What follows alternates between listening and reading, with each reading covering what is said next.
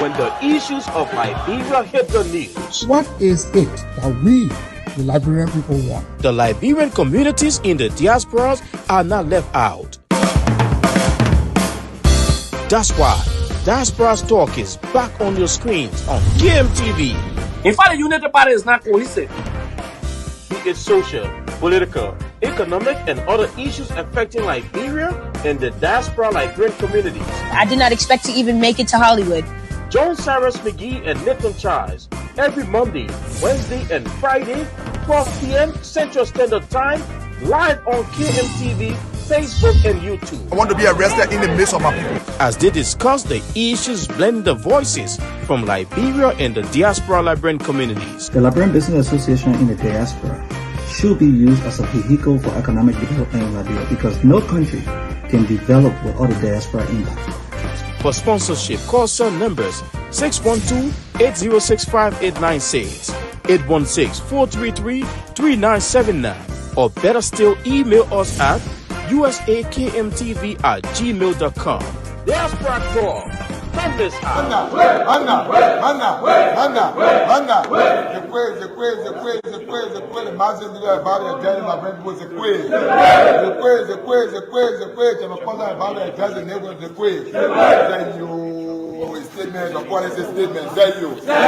So folks, you are welcome to this live broadcast. This one, body is affected. This one, body is affected. They have someone. Yeah, I'm gonna move there. Don't. Okay, you wanna forget it for okay. The move. Someone said I should move in the house. Wow, it's not that safe for me, but then I'm gonna move there a bit. Okay.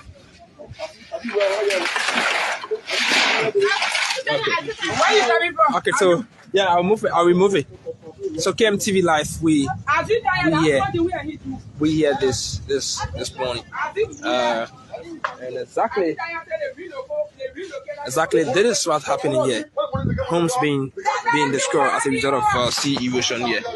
I will move in this other house here and see exactly as to what's the condition like, and these people that are okay. So just here, there you can see this young man is also holding a few things. Some of his clothes.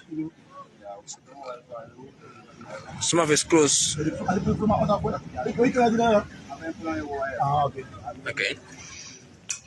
No. Please hold on together. The beef with Snapchat is enough. The beef on social media is enough. You guys are great people. You guys are great leaders coming up. Just take this. And to us parents, don't support it. Report them if they are buying guns. Don't hire lawyers for them. Don't hire lawyers for them. It is a part of life. It's okay to disagree. Hello, it's a pleasant time to welcome you to the Diaspora Talk on this edition of the program on April 19, 2023. Indeed, the year is coming almost in the middle of 2023. My name is Nathan Charles on this edition of the program, the Diaspora Talk. My colleague Cyrus McGee is out, and Joanne Proud CA is here with me to discuss issues unfolding in Liberia. Joanne, welcome, and how you doing today? I'm okay. I can see that. A mixed weather, rain, snow, and sun. Yeah. You know, Minnesota has been kind of bipolar. Mini snow time. Yeah. Okay. Imagine how nice the weather was last week. Thursday and Friday, especially on Friday, and then Sunday it just switched.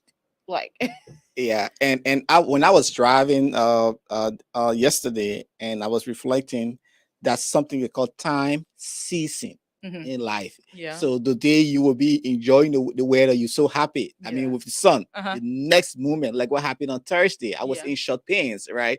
Friday, Saturday morning, rain, heavy rain. In the night, early Sunday morning, snow. I was like, Yesterday, even this morning again, another rain. I'm telling you, Friday was so nice because I think I called Sarah. I'm like, I'm out today. What's going on with the show? And it was so nice. But then Saturday, everything just changed. Like, oh my goodness, like, is this happening every part of the world, or is it just Minnesota? You know, global warming is indeed. Yes, we are here on the Diaspora Talk, looking at issues. Earlier, we started this program with playing you upset from Tough Talking Talk Host shows. Show host Henry Costa. He's in Liberia, looking at issues with the biometric system and the George Weah administration. Henry Costa also put highlights on the process and the second phase that is to start on Friday. We play you upset there from that gun violence situation that is creeping, that is still happening in Minnesota and throughout the USA. Liberians, the young people from Liberia, they are falling prey to gun violence. We'll also be talking about that too. And also sea erosion. It's in Meriden County again. Several people's homes destroyed as a result of sea erosion. At this time, let's see if we can take a word from our sponsor. And when we come back, my colleague Joanne Proud CA will be discussing these and other issues from Liberia. Still tuned. Let's take this word from our sponsor, the Park Liquor Store and the Brooklyn Chiropractic Medical Center. Let your celebration begin with Park Liquor Outlet, your first Liberian-owned liquor store in the city of Brooklyn Park, Minnesota. We have everything that you need to set that special occasion or bride. For your next party or great get-together with friends, visit Park Liquor Outlet. We have great selection of beer, wine, gin, and many more at affordable prices. Our customer service will make you always want to come back. We are open Monday to Saturday, 9 a.m. to 10 p.m. and Sunday, 9 a.m. until 6 p.m. Park Liquor Outlet, your one-stop celebration store. We are located at 6315 Zine Avenue North, Brooklyn Park, Minnesota. Visit us today and feel the difference.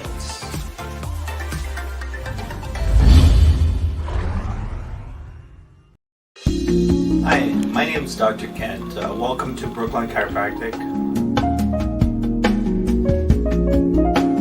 Come to Brooklyn Chiropractic if you're having any back or neck pain. Especially, we specialize in treating people in auto and work-related injuries. We've been established here in Brooklyn Center for the last 14 years. And one of the pleasures that I have is helping out in the community. We've sponsored a lot of events throughout the years in the community, and we really appreciate being a part of the community. So if you're experiencing any pain, give us a try. If you want a drug-free way to get better. Thank you.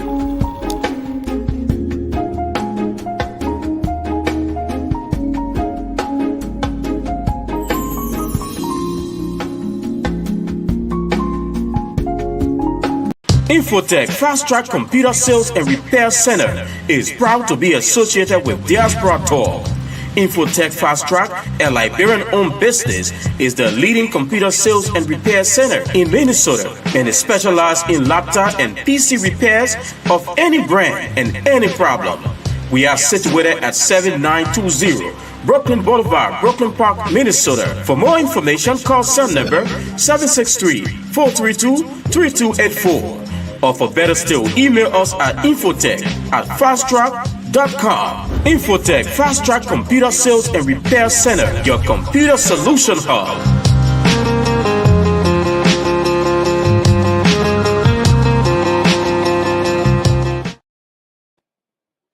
Thanks indeed there to our sponsor who's sponsoring the Diaspora Talk. And if you want to be a sponsor, contact us on 816-433-979 and we will make you a proud sponsor of the Diaspora Talk.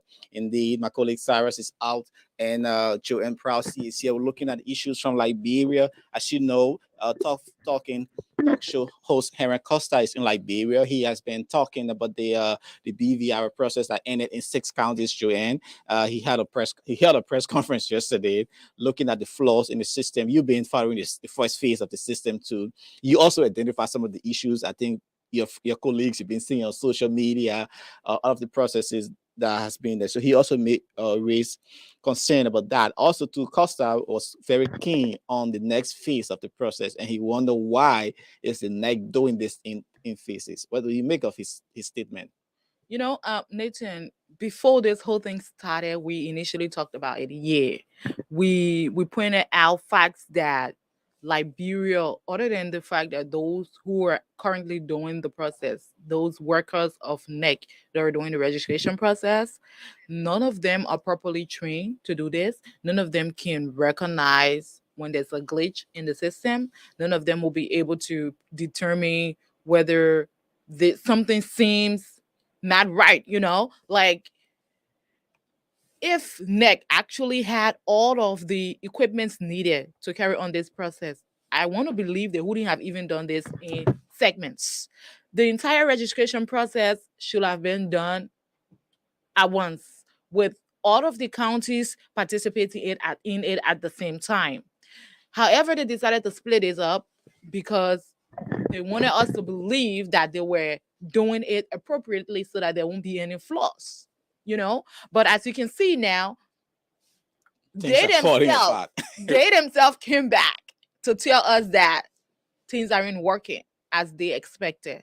It did not sound like that. Well, Liberia, from time immemorial, we have gotten to a point where we let people fool us easily. We shouldn't have allowed NEC at this time to introduce this system that they aren't even prepared for. They aren't prepared to continue with this system. If they continue with this entire thing, not just the registration process, the entire elections is going to be fraudulent, because people who are currently registering 2-3 times are going to vote. And we system they're using biometrics. Exactly. What's your understanding of biometric? What is a biometric in the first place?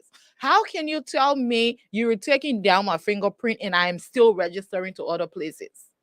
Does that make any sense to you? No two persons have the same fingerprint. No two persons have the exact same print. Your fingerprint is unique to yourself, as mine is. So there should be no way that I will come and put my thumb through a biometric system, my print goes through, and then I go to another facility and do the same thing. The moment I even put my thumb on there, it should be alerted. Your whole data should appear that I have already gone through with this process. Date of birth. But people are going from place to place, repeating the registration process, and that wants us to believe that they're going to fix this. It's not going to happen unless they're going to cancel the entire registration process, start up a new one for people to go through with. This is not going to be right. The entire elections is going to be chaotic. People who have already, and as they themselves have admitted that people have registered a couple of times. We saw the pictures, already. We saw people They've ID. shown. How are they going to get rid of that? What are they going to do to make us believe that the next time they come back, there's not going to be the same problems? What are they going to change? Because these are things that we're supposed to even consider before going up and starting this entire process. They weren't prepared. They do not have the equipment. They do not have the manpower. They do not have the people who know how to operate these systems to show that XYZ person have already registered at another center, and so they shouldn't be here registering again. There is no way in this country. I'm not going to sit here and compare the United States to Liberia because they're not on the same level, especially with securities and other things. Technology-wise. But you should be able to tell that this person's fingerprint is already in our system from the first time they've registered. Date of birth, name. The moment this person put their thumb in here, in fact, before you even put your thumb in, okay, I might say 2-3 persons who it's possible they have the same name. Yeah, but date of birth, and date of birth. So maybe Liberia, the biometric system in Liberia is quite different. Maybe they brought it from Utopia or somewhere because things happen. It's unthinkable when you're listening or hear some things that happen in Liberia. There are some of the things that happen in our country that just like you and I cannot be proud to talk about, because this is it's a shame that we even introduce this thing to the public, allow people to get involved in it, with the mindset that we're trying to make things better, we're trying to make things different this time around, and this has happened. We were proud for a moment that Liberia was moving forward. We were proud for a moment that Liberia was actually making a change. But with this thing happening, when I asked about whether we did trial runs, and they said that they did a couple of trial runs, and they were sure that this was going to be okay. How did they not pick up that the particular system they were using, people could actually go a couple of times with this registration process? How did it not show them? Because when I said initially that the time was too short for they to have even introduced this biometric system, we wanted to be optimistic. We wanted to be show and proud that Liberia is doing something for change. However, this is something that should have started years ago, because we Liberia, knew. they should have given people the time. They should have tried this over and over. They should have done a couple of trial runs. They should have introduced this step by step. They should have brought it up in a way that not when the election is so close. Election is only a couple of months away, and now they're telling us that people are registering 2 or 3 times, and they've shown off proof that it's happening. How do they expect us to even believe that they can fix this? And this is a release on yesterday. Yeah. And I mean 2 days ago. And let me just read paragraph 5. It said that duplication and adjudication of the voter registration records from the 6 counties in phase 1 has begun at the data center. The aim of this exercise is to remove, or in instances of multiple registration and other data cleaning process, the commission has opened its doors to all observers and stakeholders. So you see now you're just about to do your duplication and adjudication. What are these people taking us for? I know. And so with that, this is something that should have been done during the trial run. This is something, the particular adjustment, the cleanup process, it should have been done during the trial run. I mean, that is why they should have done a proper trial. In fact, like you said, training, because it's like either people are not, like I told you one time we discussed and we said data is not just, but hey, what you need? Exactly. Peter Brown, you had born 1960, where you live, GSA rule. That's not data entry. You have to be schooled. Putting in name or information is different from data entry because there are other factors like you mentioned, Joanne. I saw somebody posted a video on one of the social media accounts the other day, and the person who was doing the registration process can barely even find the key on the keyboard. I saw that pictures. Right, and the person can barely find the key on the keyboard, and I'm like, what is going on? I get it. Liberians, a lot of people in Liberia, they didn't get introduced to technology until lately, but that is why Next should have taken the time to train the people before putting them out there. It's like, who know you, man? I know Joanne, she's beautiful, or maybe she's my girlfriend. You can't just use people to do these things that's going to affect our country simply because you know the person. Yeah. They should have properly trained people. They should have taken the time to do a lot of trials before introducing this to the public, before getting people to get involved. I think the crowd of budgetary allocation from the national government. But if you do not have the money now, so why are you doing that in the first place? In accordance with our constitution.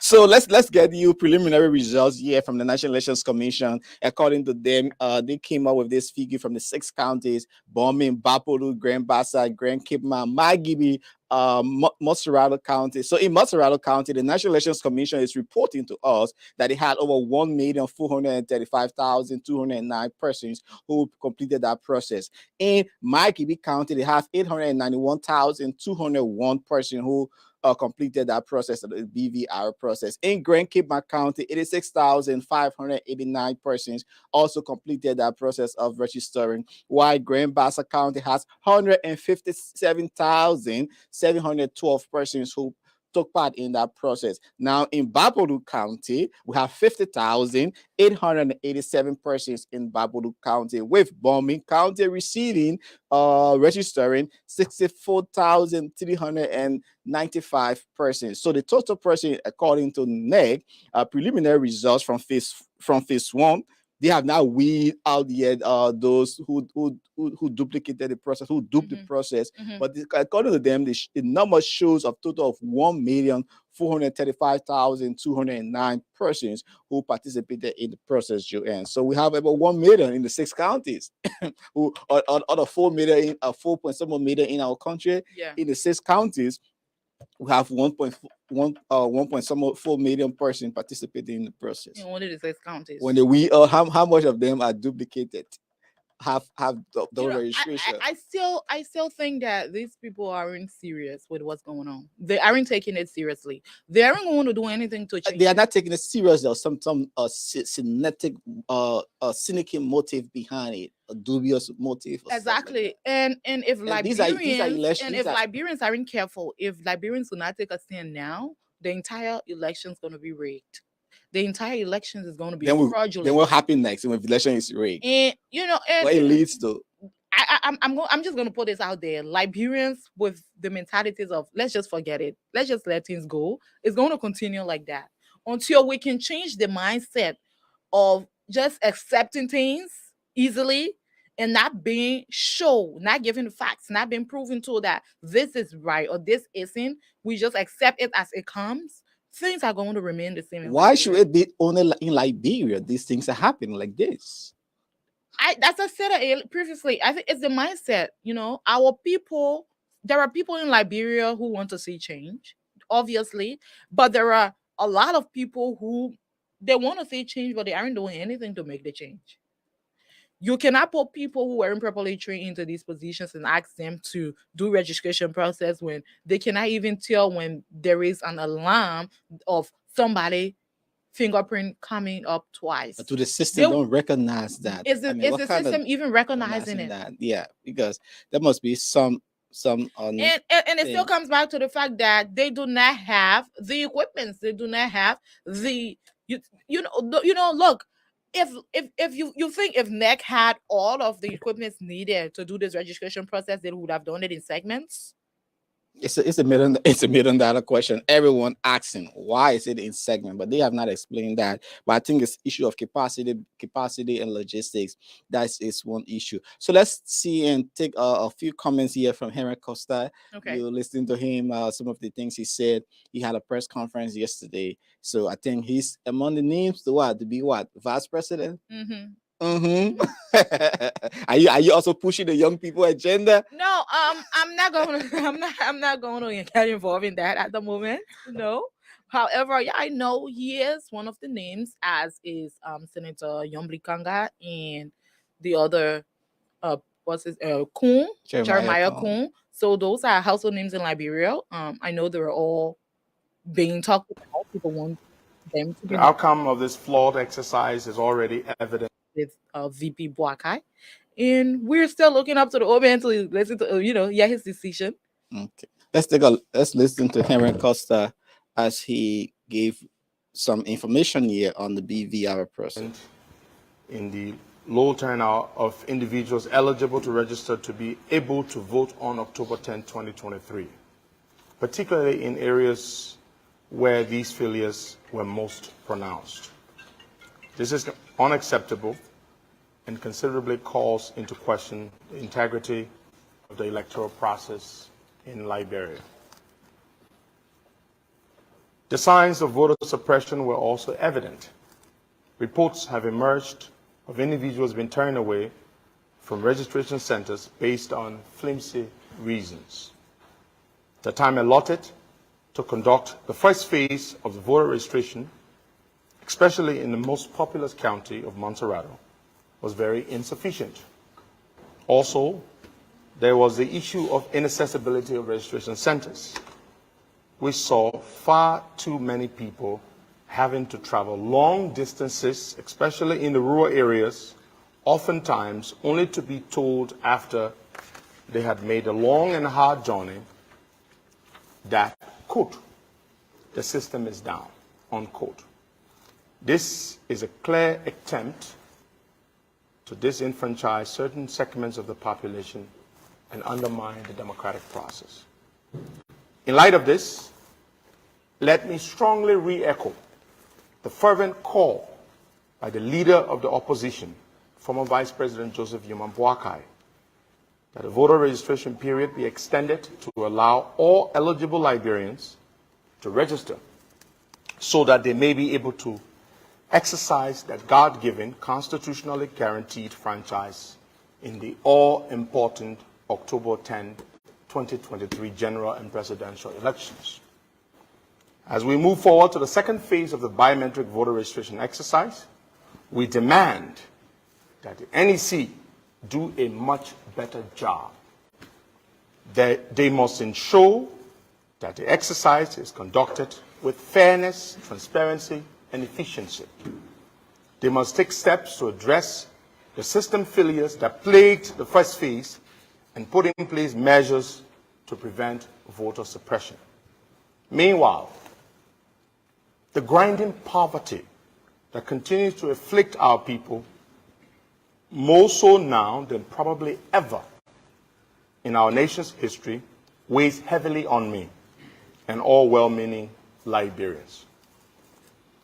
We are not oblivious, however, of the perennial and sad reality that Liberia has always been one of the poorest countries in the world, with over 60% of the population almost always living below the poverty line.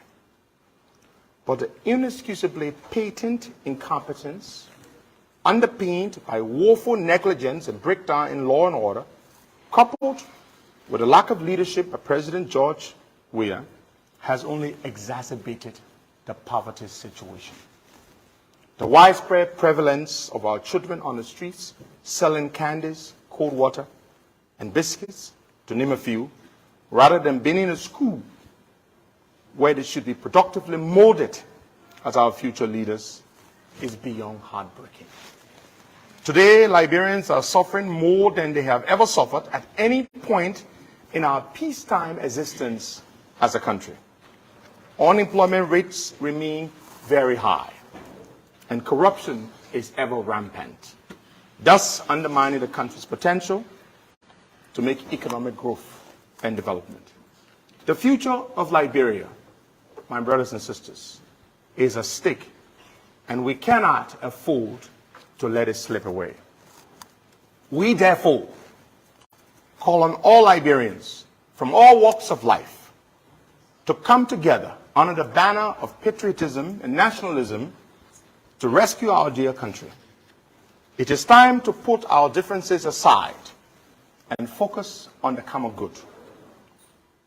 We need a leadership that is capable, prudent, and compassionate to break our country and people free from the shackles of corruption, bad governance, and the debilitating, dehumanizing poverty that we see all around us.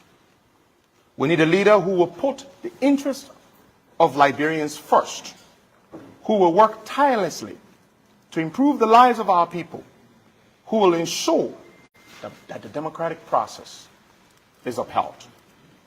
My fellow compatriots, members of the fourth estate, while it may be weary and bleak today under this horrible calamity called George Weah, but I firmly believe that together we can break and end this nightmare on October 10, 2023. You listened there to Henry Costa ending this nightmare on in October of this year. He also looked at the BVR process and sent out a strong warning to the NEC as they kick out this the second phase of their process. Joanne, what did you gather from Henry Costa? Is it really do that really make some sense? Yeah, now if Liberians do not do this now, when are we going to do it? Are we going to wait until it's last minute to elections? Are we going to wait until elections day when we all hear a result that we might not be in favor of before we start to say, oh, they cheated us, as Liberians like to say? Now is the time that we should see, as NEC themselves, brought up these results and said that people have been registering a couple of different times. And listening to what Hendron Costa just said, it's not just being a part of a particular political party. It's not you just not because you are a member of the ruling party or a member of the opposition party that you should, say maybe it's not going to affect me. At the end of the day, this is going to affect every Liberian because whomever, if I had registered a couple of different times and I went ahead and voted over and over for somebody who might bring more problems than we already have in Liberia at this moment to Liberia, it's not going to affect me alone. It's going to affect the entire country. It's going to affect my friends and families. And so now is the time for Liberians to wake up and do something about it. Now is the time that Liberians should demand that NEC make this clean that they are claiming to do. Because as they've said that they're going to try and clean up the process, they're going to try and do this run. Try. Exactly what they're going to do. They're going to try because I honestly do not believe it's going to make a difference. But that is the only thing we have right now. And we're not going to push the elections back because of what they've done. These were things that were supposed to be looked at from the very beginning. These were things that were supposed to be considered long before we got here. But now it's a clear fact. We're here already. What can we do to change it? That's why the NEC is calling on stakeholders to join them in the process. To, hey, look, come and join me. Let's see if we can clean this all together so you can observe the process. But indeed, 6 counties already participated in the process in the first phase of the National Elections Commission biometric system. That they include Bombing, Bapolu, Grand Bassa, Grand Cape Mile, Maigibi, and Moserado counties. So a total of 435,209 persons also registered on that first phase. So we don't know what will happen in phase 2 of the counties that will start on April 21st. I think, sorry, Nathan, people, I was initially not in favor of, them doing the registration in segments. However, I think this has brought to our attention that it's better that it's only a few counties that have already done it. So now that they've seen that there are issues with the entire process, they can be able to fix it before it takes over the entire country. Imagine if this was the entire country that have registered. What would they have done? Because clearly you and I know they're not going to do much to clean it up. Even if they were able to fix it, or if they're able to fix a few of it, they're not going to fix all. That's just the clear reality. They're not going to fix all of it. Liberia, the entire registration process. How can you tell me that I'm using my biometric system, I'm using my thumbprint to get registered, and still I'm able to go and register at least five times from 5 different centers? This entire, if something isn't done now, as I initially stated, the entire process, the entire elections is going to be fraudulent. It's going to be rigged because you cannot introduce the BVR system for people to come and register with the thumbprints, and people are registering 2-3 times at different centers, and there is no way that those who are working at those centers can tell that this is alarming. Is the system even, alerting this? Is the system even bringing this up? That this person have registered 3 times. This person, Liberians need to do something right now because the elections is only a couple months away. If there is nothing done at this point, when are we going to say something? Is it after elections that we're going to come up and say, I'm not satisfied with the results? Because, there is no time. The elections is only in October. And as next said, they're going to try to clean it up. They're going to try and fix this. Are we even sure that they're going to? Is there a system put in place that we can be sure of that within the next couple of weeks, NEC is going to do something different? Because we need proof. We should see proof that these people have been taken out of the system. Yeah, I mean, they that's shouldn't just come and tell us that they've done it and we believe it again. Yeah, that's why they said they're going to invite stakeholders to come into the process. So another issue Mr. Henry Costa raised in his speech was the ability of President George Weah to lead Liberia. He said more Liberians are even suffering under this leadership as compared to previous, and more people are still selling cold water in the streets, more kids. What do you make? Is that a realistic statement that people are suffering more in Liberia than before? It's kind of, I would say, other than the fact that Henry Costa is a politician at the moment, he has his own objective. Biasness. Yes. But it would be unfair to say Liberians aren't suffering. We have our friends and families back home. We listen to them every day. We hear what they're going through. So I listened to a clip of the last time with a few boys talking about they were enjoying Liberia and all of that. And so you tend to think, is this the reality of the people, or is it just few people who are actually in positions or who have people in positions that are benefiting from the leadership? It's clear that people in Liberia need jobs. People in Liberia need handouts. And because of the current economy, a lot of people are really struggling, and there is nothing being done about it. And the thing about sycophancy is one of the things that really, really have Liberia where it is right now. Yes, a lot of the people who are in leaderships, in Liberia know what the people are going through. But because of the high level of sycophancy, they aren't able to look up to the president and say, this is where we are coming short. This is where we fall short, or fell short last term. Let's do better. Let's do this. Let's help the people in this way. This is what Liberians need.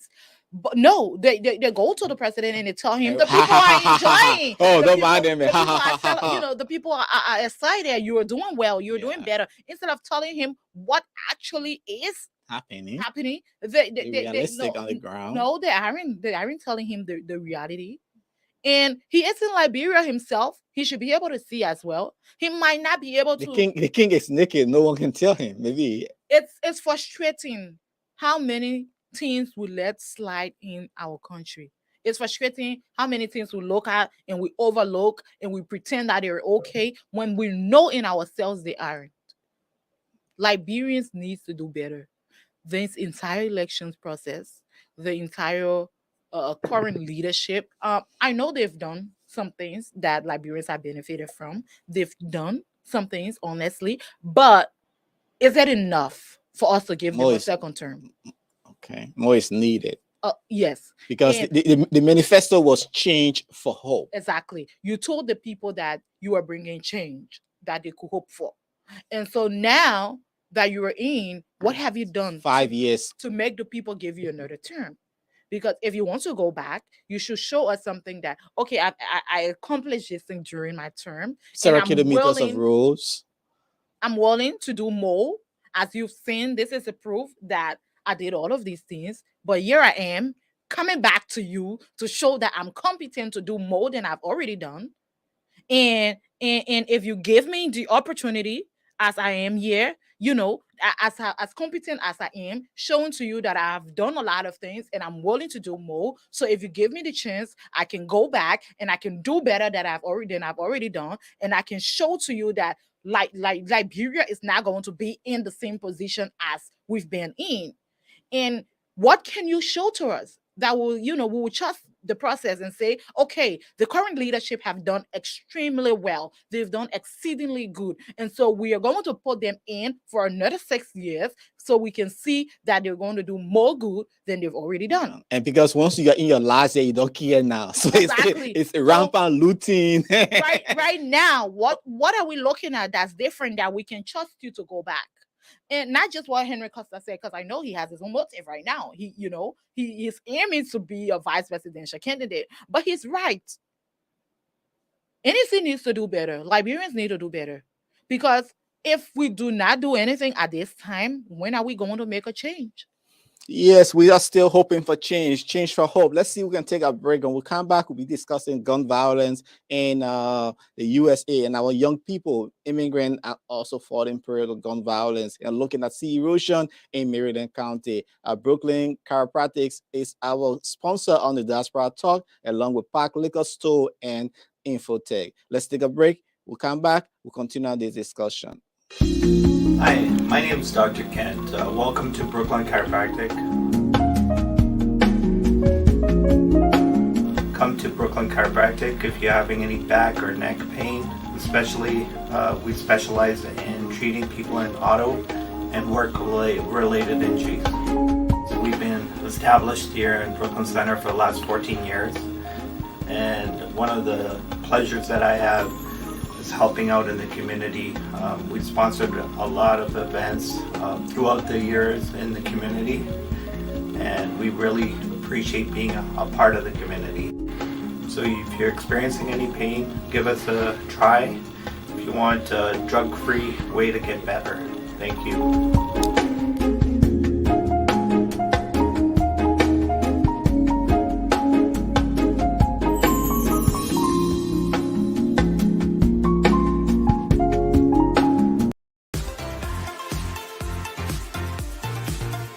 Let your celebration begin with Park Liquor Outlet, your first Liberian-owned liquor store in the city of Brooklyn Park, Minnesota. We have everything that you need to set that special occasion or bride. For your next party or great get-together with friends, visit Park Liquor Outlet.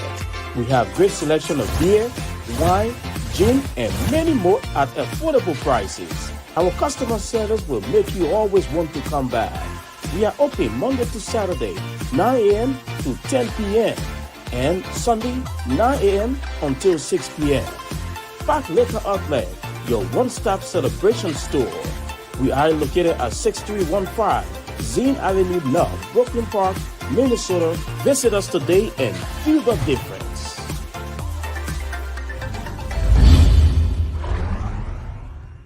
Story of Africa's footballer president has been in the making for 5 years.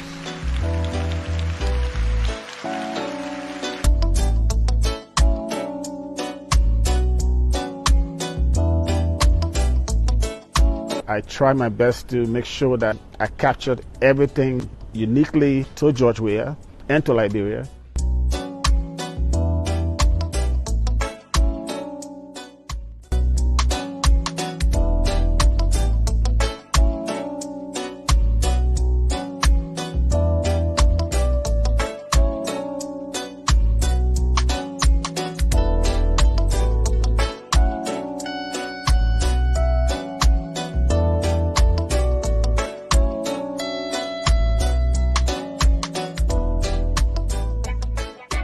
There were different components of the story.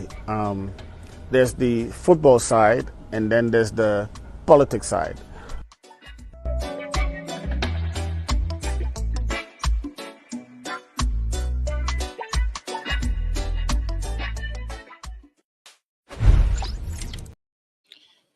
Indeed, thanks to our sponsor there, Park Liquor Outlet, Brooklyn Chiropractics, and Rock Nasir is launching his book in Liberia, the unofficial biography of President George Weah, this weekend in Liberia.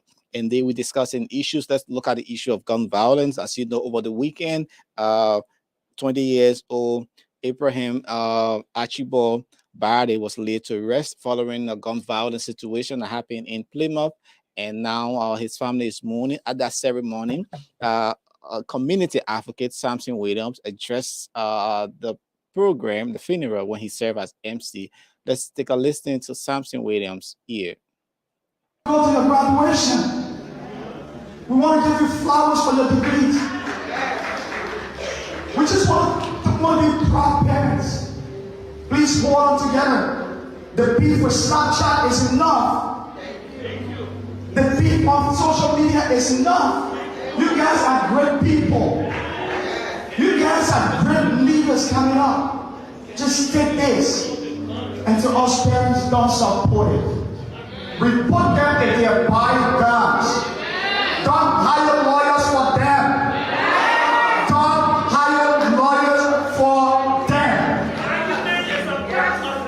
It is a part of life. It's okay to disagree.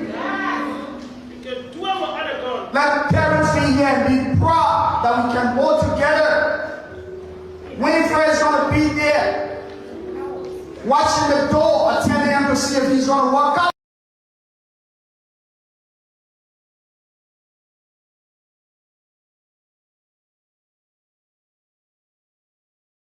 We're so sorry for that abrupt interruption there, but that was Samson Williams there talking about the issue of gun violence that happened early March when a Liberian immigrant kid was gunned down there by another person in the Plymouth community. So Archibald Abraham Archibald Body, he was 20 years old, and according to police, the incident occurred on March 4th this year and resulting into his death. He was shot multiple times following an argument over Snapchat, Joanne. It's sad to even talk about that a young man lost his life due to an argument on social media. Beef, You know, something. Just a 19-year-old who could have grown into a wonderful doctor or lawyer or state councilman lost his life simply because somebody felt disrespected on a social media app through some argument, through a beef, as they called it, and went and killed him. A mother lost her child. It's sad to even imagine as a mother that, the pain that, just putting it in my own shoes, like if I even find out that my 6-year-old have a scratch, how much it bothers me. For it to even reach to that far, you cannot imagine the pain his mother is in, the family, what they were going through. There is no exception to killing. There is nothing to say this approves, okay, this warrants killing, this justifies that, okay, he said something that was so bad, and so it justifies the fact that I have to kill him. Killing, there is no justification for it. You should absolutely never kill another person, kill a human being simply because you felt offended of something they said to you. Our Liberian community, our kids, our siblings, I think we need to talk to one another. We need to talk to our younger generation. They need to calm down. You should not even be owning a gun. Where did that person take a gun from to come and shoot his friend simply because of a misunderstanding on Snapchat? Why? How did he even get this gun? And now this young man has lost his life because of this. I know wherever the person who did the shooting, wherever they're sitting right now, they're probably regretting it, but it's late because gun it doesn't ask questions. It's like, and it was not even one time. You shot this person multiple times. And this woman, that's what I tell people. I absolutely never get into argument with somebody, especially if I do not know you. Even if I know you, there's nothing for us to argue about. If I'm saying something that, and I sense that you're getting offended, I apologize and walk away, especially in this country. Another thing that I try to avoid is road rage. Yeah. People are traveling with guns in their cars. People are driving with guns in their cars. If somebody want to cross ahead of me, go ahead. You're fine. I'm not going to pull down my windshield and say something to you. I'm not going to stop in front of you because you do not know what that person is going with. Yeah. Our younger generations, they need to calm down. It's not okay to blame the victim. However, they should not be getting involved in these kind of arguments on social media. I know people are going to argue. Obviously, people are going to disagree. Yeah, argument is part of life. You heard one of the ladies. Yeah, I heard one of them say argument is part of life. That's conflict. Conflict is not something you can try to calm it. You can stop it, but you cannot absolutely get rid of it. Yeah. It's not something that can be eliminated totally. People are going to disagree. People are going to have different opinions. And I mean, the issue of gun violence, like you said, there's need for more awareness. That's why the immigrant community, the organization of Liberian in Minnesota, the Pastor Association, different groups, there's a need that we put more spotlight. Even we as KMTV, yes. That's why we've been talking about this issue of gun violence. We've been giving more awareness on it, talking to the police and talking to our different stakeholders within the community. How can we educate people? Because if people are not educated, about the issue of gun violence, our young people, will be going into that. Some people feel if you have gun, you have more power. Once I have gun on my side, I'm have more power over Joanne and stuff like that. So there's a need that we continue to do that. And one sad thing from the funeral, Madam Winifred Bade, she made a statement. She said people should stop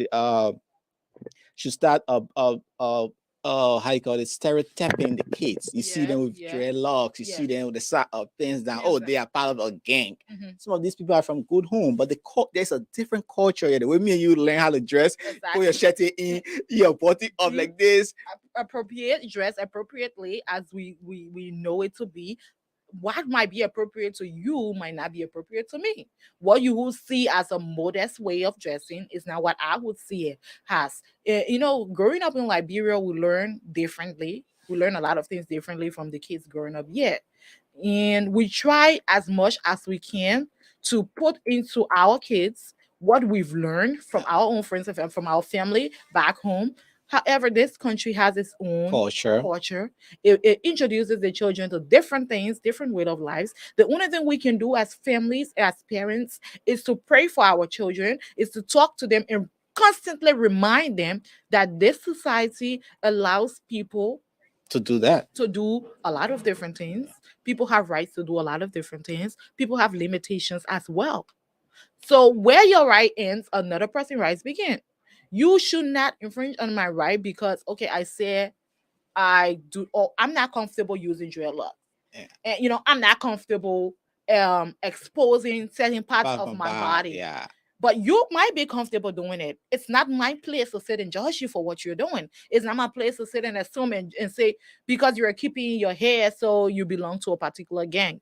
Yeah. And because of these stereotypes, a lot of us grew up believing them. And so once we see it, we right away assume that this person is a gangster or something. Or prostitute. I mean, I remember the first time I came to the US, in Liberia, if a girl dress and show her buck chin, her chin, the stuff, they will call you prostitute or the way you dress and show you all her stomach. Oh yeah, and people will be walking behind you and Joe or Mary and this and that. But I mean, coming to a different culture, you see these things and I mean, it don't move you. But in Liberia, I bet you let Joanne dress like showing all her stomach, maybe just in a chunk. People will be walking behind you, and touching you and holding you and prostitute. I remember that happening in real life. Even if your hair is bushy up, you have a dreadlock. People start zogos and holding you and pulling you. But this is a different culture. Like you mentioned, Joanne, we need to adapt to it. And like in Liberia, some other things say, "Oh, I'm a lesbian."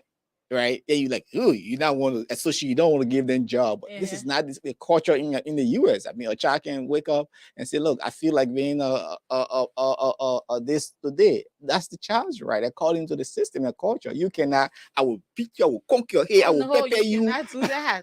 You cannot. The only thing, as I said previously, try to talk to your kids.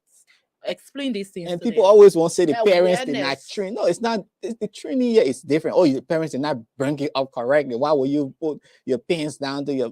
These are different times. So. And other than that, sometimes some of these kids are from really great home with strong principles, but when they get out there, they do their own things. Different. They might dress up. You might see. I've seen it where a child dressed up, put up the pants all the way to the waist and got out. But the moment he got out, he brought the pants all the way down. And if you have seen, if exactly what I'm telling you, this boy looked like a completely different person. Yeah. And I saw him, I'm like, like, how did you put this pants all the way down to this extent when you left the house looking dressed in Jesus in church clothes? So, sometimes it's not about blaming the parents.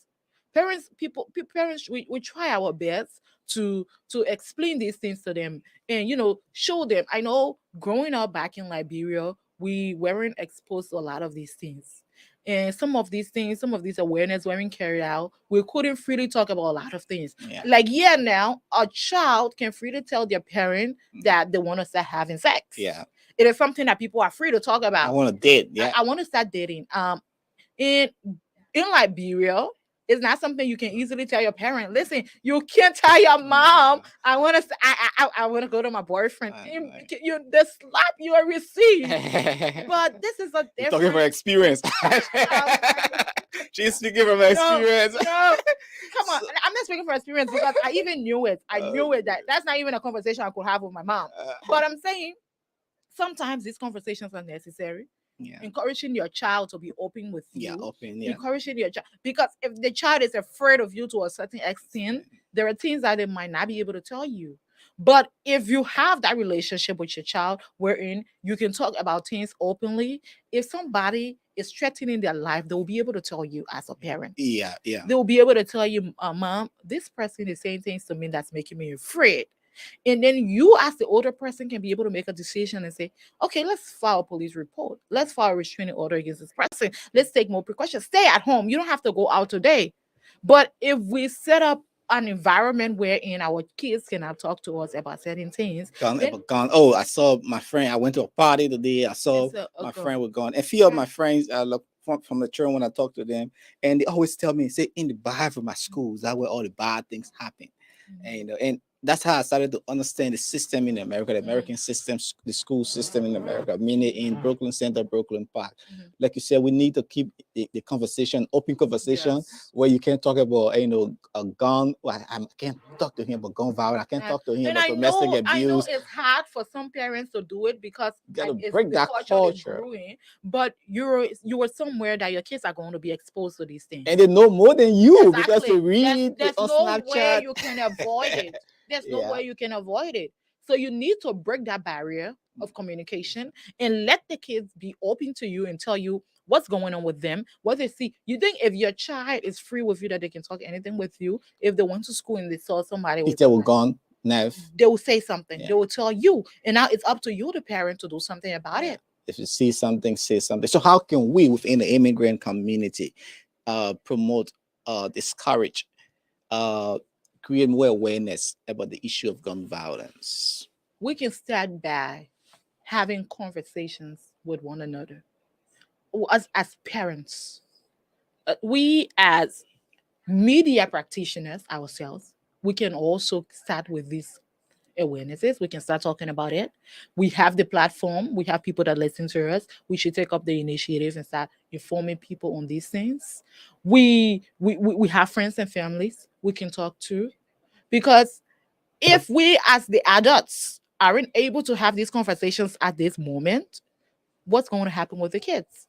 We ourselves should be comfortable talking about these things first. Once we're comfortable talking about it, we're able to slowly integrate that into our communication with our children. We're able to make them aware that this thing you might see is as harmless because you saw one or two of your friends playing with it and you want to be accepted. You want to look as a super cool kid, but this could end your life. And so this is not something you should in any way, at any time, be playing with.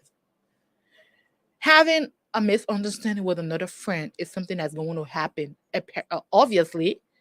But when it happens, what should you do? What can happen? What should be put in place to make sure that they stop? This is not something that was open in our Liberian community before. This is not something that was happening, but they are happening now. So now is the time for us to start doing things about it. We should start making people aware what can happen when these things happen. Talking to our kids, having short pet talks, attending public forums, fora, and bringing them, visiting the schools, having programs, because the more people are enlightened about things, and they tend to be aware, hey, this is how we can curtail gun violence. Like you say, if you see something, say something. And I mean, our young people, 16, 17 years old, they're all driving now, jumping in the car, and you go to work, you have the work to do. But they, with the communication, right, they can also bring more highlights about the issue of gun violence, because a lot of people, meaning the immigrants' children, are falling prey to gun violence. And I get it. It's going to affect us a lot if we do not get rid of our mindset and the kind of custom and tradition we grew up in. We have this, like, your child is not your friend. Your child do not have to be your friend to have a conversation with you. You have to make your child establishing that relationship with your child, making them trust you enough to be open with you and telling you things. It can help it. Indeed. Let's say thanks to Emmanuel Bro, who's watching us from the George Floyd Memorial, the historic George Floyd Memorial a square there in Minnesota, Minneapolis, Minnesota, the USA. We say thanks for always following all the Mario, bro. You always follow the Diaspora Talk. Let's say hats up to the David Ja, Kafumba, Cannon, and all those who are viewing the Diaspora Talk. We're looking at issues in Liberia, discussing the BVR process, the flaw in the process. Heron Costa is latching at the National Elections Commission, and President George Weah for not ably governing Liberia. Also, we look at issues of gun violence. A Liberian a kid, 20 years old, Abraham Archibald Body was gunned down. His body was laid to rest over the weekend. The issue, community members are also creating more awareness now on gun violence situation. And now let's go over to Meriden County, the issue of flood, Joanne. It was a sorrowful scene there in Meriden County when people's homes were destroyed as a result of flood. Sea erosion is creeping in Liberia. Not only in Meriden County alone, there has been a long age-old thing from Mosserado County. And one would think that we should be prepared by now. But as always, we always wait last minute for things to happen before we start getting we tend to not be proactive with these things, and that is how we get affected a whole lot when they happen. We know that there are certain places in Liberia that are prone to erosions. We know that there are certain places in Liberia that erosions are going to take place, but we do not have anything in place or any strategy set up that we can help to minimize the destruction that will happen. Obviously, erosion is not something you can completely stop. Yeah, you can, but you can put in means to minimize the effect of it. You can put in measures that can prohibit certain damages and help the people within that area. Now, a lot of people are homeless. A lot of people have nowhere to go. If I food and shelter is going to be one of the main things that Liberians in that area will need at this moment. And what are we going to do to help it? Because at this point, everybody's not going to be looking up to government. And of course, they're supposed to have a means set up that people can look up to when these things happen. But do we have those means at this point? So we need to be more proactive than reactive, because again, how do we structure our homes? Where do we build? I would see the Atlantic Ocean, maybe about 10 feet away, and I would build my house. I remember when I was coming up as a kid, we were in West Point growing up, and we used to walk maybe about 4 or 5 minutes to go to the beach. Now, just to go to the toilet now, they do the makeshift stuff, all the water, walk for 5 minutes to go to the toilet. But I started progressing in the 2000. It was just like 1 minute. When I visited there, I was like, just like a minute now. So I was to tell you to walk all the way down. You pass through Fountain Town just to go to the beach. Now the sea is just about 1 minute walk. And people are living there. It is just right near our house, from the house, the bathroom, and right over the Atlantic Ocean. Yeah. So indeed, the sea is it's coming to Liberia. It's creeping in the system onto our shore. I remember in Buchanan too, there was a breakwater walls put there too. I remember that time when I was covering the former president. We visited Buchanan Port, the area there was highly affected with sea. The issue with ERWA2, we also experienced that. Even our famous Bushra Island, the Detour School in other area, the Hotel Africa. So indeed, we have these historical sites in other parts of Liberia that sea erosion is hitting. Let's take this video from Meriden County, where sea erosion hit the county. This one badly affected. This one badly affected. They have someone. Yeah, I'm gonna move there. Don't. Okay, you wanna forget it for okay. The move. Someone said I should move in the house. Wow, it's not that safe for me. But then I'm gonna move there a bit. Okay.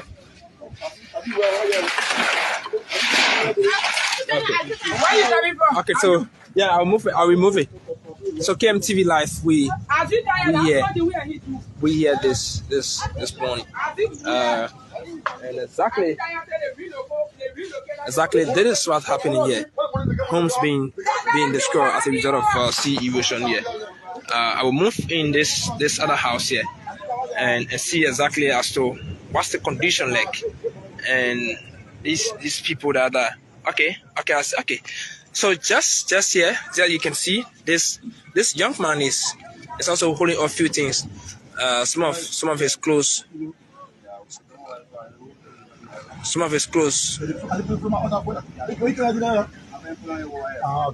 Okay. No. What is it? 1, 2, 3, 4. Okay. 5 rooms. 5 rooms.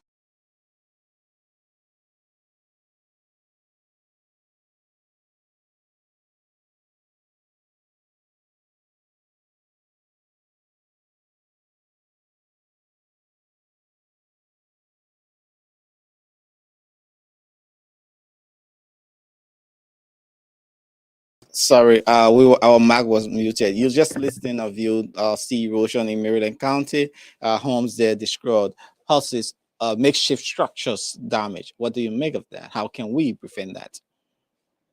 Honestly, I know it's a means where people are trying to make shelter for themselves wherever they can, but people should not be so close to the sea.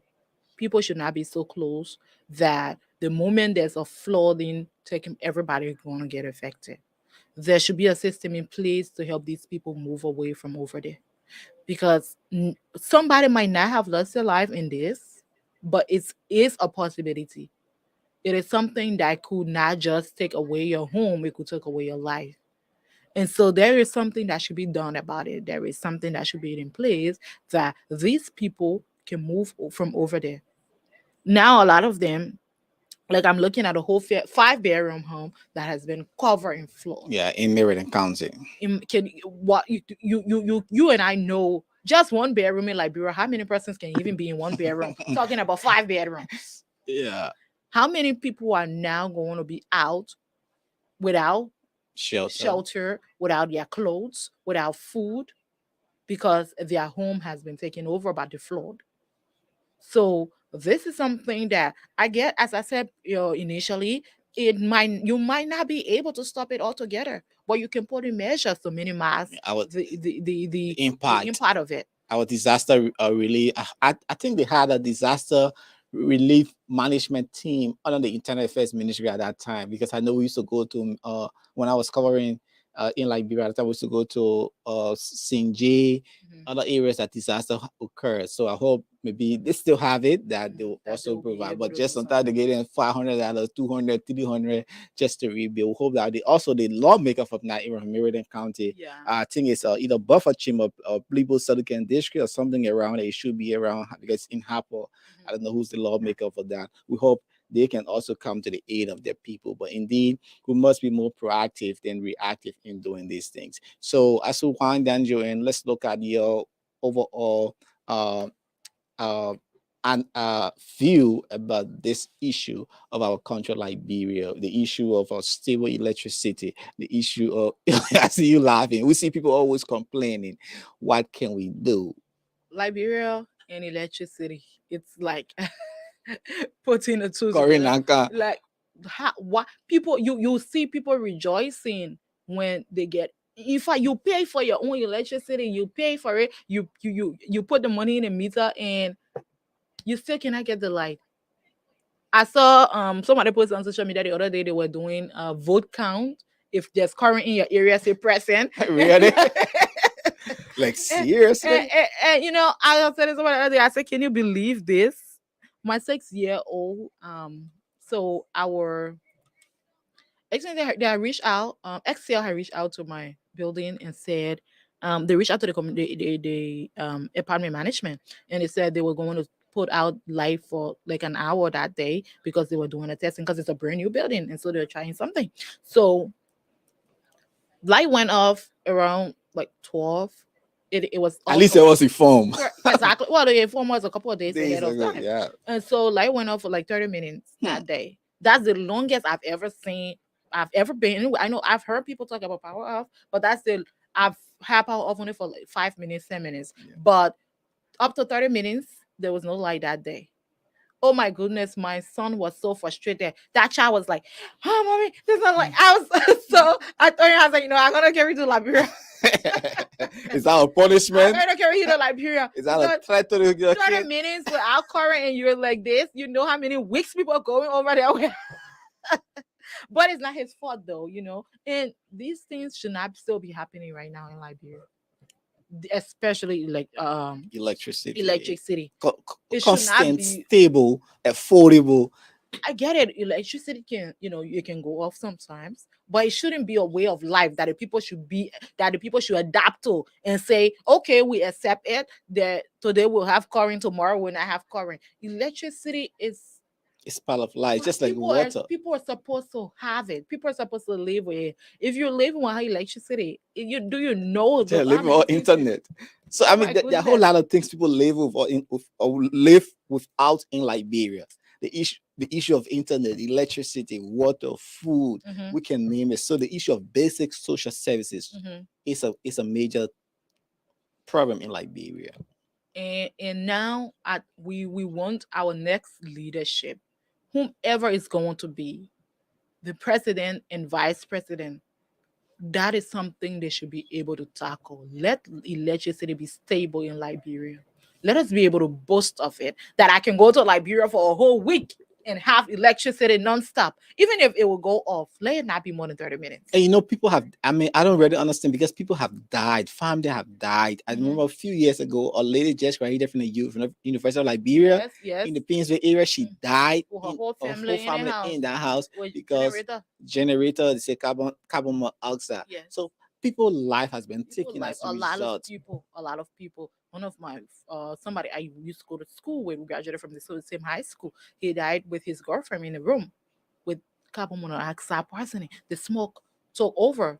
A lot of people we know have died because of this thing, and people still take the risks to do it because they need the current, they need the light. And our country have accepted a way of life that if they have LEC today, tomorrow there's no LEC, and people adapt to that particular way of life. People should not be living on like that under any circumstance. But that's the sad reality. And we need to change that. This is a Diaspora Talk. We say thanks to my colleague Joanne Prowse, who's been here looking at issues in Liberia. Our colleague Cyrus McGee is out. He'll be joining us Friday, hopefully, looking at other unfolding situation here from the diaspora community in Liberia. Don't forget the closing argument program is on your screen in a few hours. That's 8:30 Liberian time and 4:30 Eastern Standard Time, and 3:30 our time in Minnesota. So the closing argument will feature today as guest Miss Tera Ure, the national chairperson for the Joseph Boaga technical team, that is at 4:30 Eastern Standard Time and 3:30 p.m. Liberian time. Your host, Kev Hassan, Benjamin Sanvi, Jacqueline McKee, Henry Peabody, and Tumini George. They will be here a few hours from now on the closing argument program, the most talking, provocative talk show that is on KMTV. And we are here to serve you better. More other programs will be coming. Download our app on your smartphones, on your Roku or your iPhone, your iPod TV. That is a KMTV app, and you can watch all of our programs. We are looking for content creator. If you can create content, if you have content, contact KMTV. The number are scrolling on your screen there, and we'll be glad to bring you on board. This is KMTV. We are always here to serve you. Like we say, we are everywhere, Joanne. So let's see. We say thanks for viewing our program, and we see you on Friday. By the way, I like your outfit. It's from which county? Typical traditional. Yes, but just once again, let's say thanks to our viewers out there. Thank you for following KMTV USA. We are here in Minnesota, as Nathan was saying initially. We need content creators. We need media practitioners. I know there are a lot of people who were in the media, and because they traveled to this country, they haven't been able to continue practicing. We are available, and so you can join us free Well, free? no, We are available free. Well, no, if you but want the to practice, practicing is for free Okay. as well. But however, with the contents, there are different. Just let the people call us later. Don't let them drive away. Don't let the people run away. Yeah. So you can look up the numbers and give us a call, and the email address is there as well. So and we'd be glad to help you. Liberia is all we have, Joanne, and we must also fight towards that. But don't forget, the BVR process for phase 2 kicks up, and don't forget to participate in the process. Already phase 1 has ended, and you be aware that, hey, phase 2 is kicking up. So if you did not register, maybe you find another country to to do it, but don't register in Montreal or Grand or Babulu, then you go Maryland or somebody go chuck register you. again. Oh my Yeah, goodness, indeed. Journalist Rockness will be launching his book in Liberia, the unofficial biography of President George Weah. So take advantage of that. We'll also be covering that event as well. So we say thanks for viewing the KMTV Diaspora Talk. We catch you here on Monday. Have yourself a pleasant day from Brooklyn Center in Minnesota. Hi, my name is Dr. Kent. Welcome to Brooklyn Chiropractic. Come to Brooklyn Chiropractic if you're having any back or neck pain. Especially, we specialize in treating people in auto and work-related injuries. So we've been established here in Brooklyn Center for the last 14 years. And one of the pleasures that I have is helping out in the community. We've sponsored a lot of events throughout the years in the